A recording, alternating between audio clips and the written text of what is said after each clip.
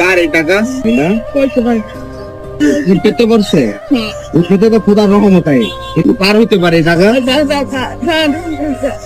আপনি এরকম অবস্থা কেন কি হয়েছে পায়ে পা ভাঙ্গা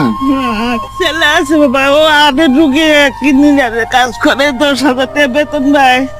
700 টাকা ঘর ভাড়া কষ্ট না এইভাবে হাঁটতেছেন কি করবো বাবা 4টা ভাত তো খাইতে হয় ঘর ভাড়া দিতে হয় 4টা ভাত খাইতে হয় পা অ্যাক্সিডেন্ট হয়েছে কি ভাই পাটা মোটরসাইকেল কেমনে গেল মোটরসাইকেল ওই যে বাঙালি বিছরাইয়া বেচতে গিয়া দোকানে এফার থেকে এফারে যাইতেছে মোটরসাইকেল দেখি নাই ফালাইয়া গেছে গিয়া অনেক চেষ্টা করছে ওরা আপনি কান্দেন কেন